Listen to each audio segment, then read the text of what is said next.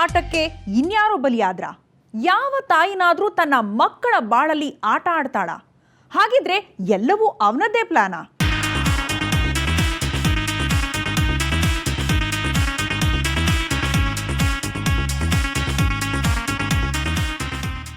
ಕರ್ಕೊಂಡು ಓಡಾಡೋದು, park, cinema ಸುತ್ತಾಡೋದು, ದೇವಸ್ಥಾನಗಳಲ್ಲಿ ಹರಕೆ ಕಟ್ಟೋದು, ಇದೆಲ್ಲ ಅವಳಿಗೋಸ್ಕರನೇ ಅಲ್ವಾ? ಅವಳು ನನ್ನವಳು ಅಂತ ಅಲ್ವಾ? ಇದು ಮುನಿಕೃಷ್ಣನ ವಾದ. ಆದರೆ ಅದೆಲ್ಲದರ ಹಿಂದೆ ಆತ ಈ ಹುಡುಗಿಯ ತಾಯಿಯ ಜೊತೆಗೂ ಇದ್ದವನು ಅನ್ನೋದನ್ನ ಮರೀತಾನೆ. ಯಾವ ತಾಯಿ ತನ್ನ ಮಗಳನ್ನ ತನ್ನೊಂದಿಗಿದ್ದವನ ಜೊತೆ ಮಾಡಿಸ್ತಾಳೆ? ಆಕೆ ಮೂವರು ಜೊತೆಗಿರೋಣ ಅಂದಿದ್ದನ್ನೇ ಆತ ತಪ್ಪು ತಿಳಿದು ಬಿಟ್ಟ ಅಂತ ಈಕೆಗೆ ಅನ್ನಿಸ್ತಾ ಇದೆ. ಎನಿಹೌ, ಅವಳಿಗೆ ಈ ಮುನಿಕೃಷ್ಣ ಮಗಳನ್ನ ಕರ್ಕೊಂಡು ಹೋಗುವಂತಹ ತಯಾರಿಯಲ್ಲಿ ಇದ್ದಾನೆ ಅನ್ನೋದು ಗೊತ್ತಾಗಿದ್ದು ಆತನ ತಾಯಿಯಿಂದ ಅಂತೆ. ಮೊನ್ನೆ ಶಿವರಾತ್ರಿ ಹಬ್ಬಕ್ಕೆ ಅವ್ರ ಮನೆಗೆ ಹೋದ್ರೆ ಒಂದು ವಾರ ಇದ್ದರೆ ಅವಾಗ ಅವ್ರ ತಾಯಿಗೇನೋ ಹೇಳಿದ್ನಂತೆ, ನಾನು ಮದುವೆ ಮಾಡ್ಕೊತೀನಿ, ಕರ್ಕೊಂಡು ಹೋಗ್ಬಿಡ್ತೀನಿ ಅಂತ. ಹೆಂಗೋ ಆಗುತ್ತೆ ಅಂತ ಅವ್ರ ತಾಯಿ ಹೇಳಿ ಏನು ಹೇಳಿದ್ರೆ ಗೊತ್ತಿಲ್ಲ.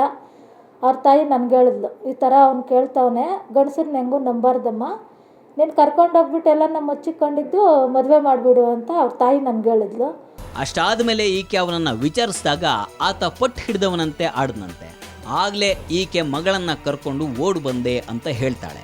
ಇನ್ನು ಇದೆಲ್ಲದರ ಬಗ್ಗೆ ಮುನಿಕೃಷ್ಣನ ತಾಯಿಯನ್ನು ಬ್ಲೇಮ್ ಮಾಡ್ತಾಳೆ.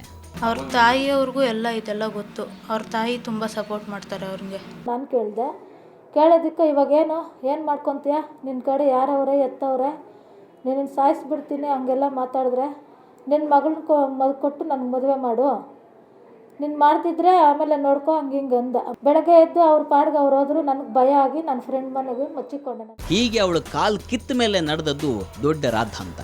ಪೊಲೀಸ್ ಠಾಣೆಯ ಮೆಟ್ಟಲನ್ನು ಹತ್ತೋ ಹಾಗೆ ಮಾಡಿದ್ದೇ ಅದು.